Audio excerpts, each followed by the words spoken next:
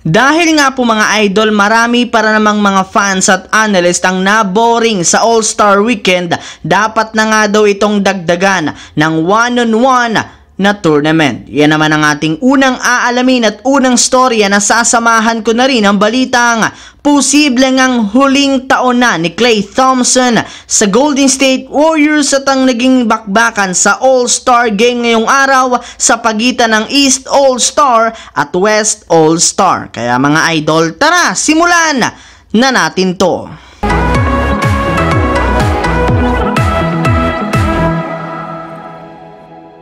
Naging successful nga po mga idol ang unang dalawang araw ng 2024 All-Star Weekend sa lugar ng Indianapolis, Indiana Pacers simula sa Celebrity Game, Rising Star Challenge, Skills Challenge, 3-point shootout at 3-point challenge sa pagitan ni Curry at Sabrina Ionesco at ang Slam Dunk Contest. Sa katunayan, trending at pinag-uusapan nga po ng mga fans sa social media ang mga nanalo dito at ang naging resulta ng mga nasabing event. At syempre, gaya nga ng inasahan, may ilang mga fans pa rin naman ang hindi natuwa at naboring sa ilang mga event sa All-Star Weekend, especially sa Slam Dunk Contest, since bagamat man maganda ang ipinakita nila dito mga dunks, lalo na ang champion na si Mac McClung, hindi pa rin naman ito natapatan ng Slam Dunk Contest noon sa pagitan ni Aaron Gordon at Zach LaVine. Kaya upang maayos pa nga po ng NBA ang All-Star Weekend, humingi nga mismo ang liga ng ilang mga players na suwestyon kung anong klaseng event ang dapat idagdag dito upang mas maging exciting ito taon-taon. At ayon nga po mga idol sa naging pahayag ng batang player ng Oklahoma City Thunder na si Jalen Williams, gusto nga po niyang makitang magkaroon ng one-on-one tournament sa NBA All-Star. Ilang beses na rin naman nga po silang nagkaroon ng one-on-one tournament sa tuwing summer, kaya napaka-astig nga daw tignan kung mangyayari ito sa All-Star sa mga susunod na taon. Samantala, dito naman sa ating pangalawang storya sa balitang posible ngang huling taon na ni Klay Thompson sa Golden State Warriors. Sa kalagitnaan nga po mga idol ng nagsilabas ang rumors kay Klay Thompson sa pag-alis nito sa Golden State Warriors, sinabi nga ng sikat na NBA analyst na si Kendrick Perkins na naniniwala siya na matutuloy at matutuloy talaga sa darating na off-season ang paghihiwalay ng kanilang team na Golden State Warriors at ang kanyang kampo. Yes mga idol, since wala pa rin naman itong bagong contract extension sa pagtatapos ng kanyang kontrata sa darating na summer, samahan mo pa ng hindi nito magandang relasyon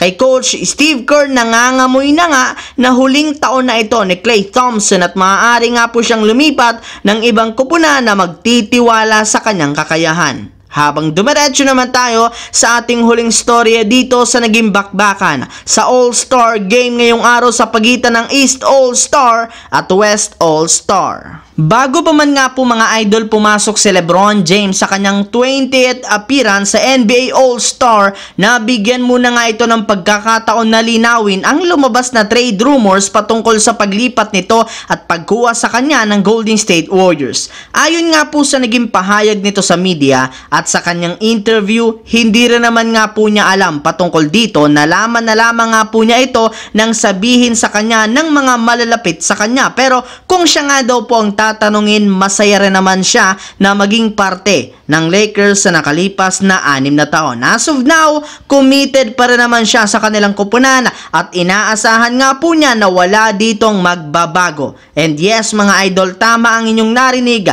pang 20th appearance na nga po ni LeBron James sa NBA All-Star, kaya siya na nga ang kauna-unahang NBA player sa history na nakagawa ng ganyang klaseng record. Pero sa kabila nga po niyan, maaga pa rin namang nabaon ang kanyang kupunan sa simula ng All-Star Game matapos mag-init agad ang shooting ng mga players ng East na sina Tyrese Haliburton at si Damian Lillard na nakuhang MVP Kobe Bryant Award. Sinubukan rin naman nga sana ng West na humabol laban, ngunit syempre Damian Lillard pa rin naman ang umiinit sa 3-point line. Kaya sa huli, hindi nga po kinaya ng West na makahabol at nakuha ng Eastern Conference All-Star ang panalo. So yun lamang mga idol, ang ating bagong video ngayon dito na ating pinag-usapan ngayon. Once again, this is your J-Zone TV. Huwag kalimutang mag-like at syempre mag-subscribe na rin. Pindutin